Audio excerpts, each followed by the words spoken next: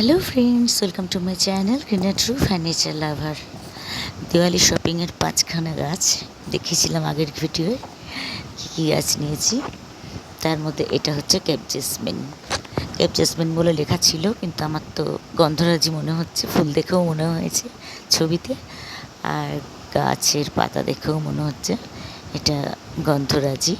তবে পাতাগুলো একটু পাতলা পাতলা, থিকনেসটা কম মনে হয়।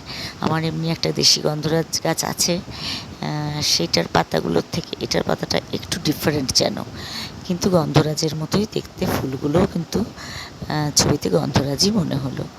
যাই হোক, এই গাছটা কিন্তু মোটামুটি 3 দিন প্যাকেটবন্দি হয়ে আসার পরেও তরতাজাই মোটামুটি ছিল। আমি তো আসার সাথে সাথে সবকটা গাছের প্যাকেট খুলে গাছগুলোকে বাইরে বার করে ঘরেই রেখে দিয়েছিলাম 3 দিন। তারপরে সব ছাদে নিয়ে এসেছি। ছাদে নিয়ে আসতে গিয়ে একটা গাছ হাত থেকে পড়ে অ্যান্টিনিয়ামটা ভেঙে চুরেও গেছে, ওই জন্য ওটা আগের দিন লাগিয়ে দিয়েছি, প্রথম দিনে ওটা লাগিয়েছি।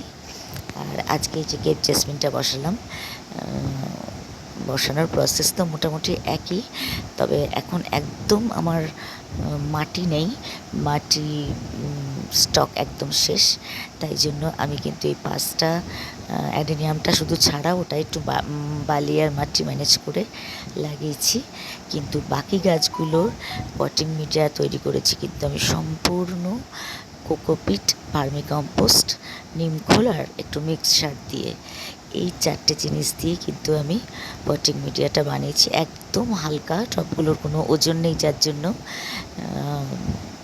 মাটির অভাব, তাই এইসব দিয়ে এখন আমি গাছ লাগাচ্ছি। বেড হলে তো আমি যত হাবিজাবি কাগজ সব দিয়ে দিই, বাট এই গাছগুলোর জন্য এইরকম বেডই বানিয়েছি।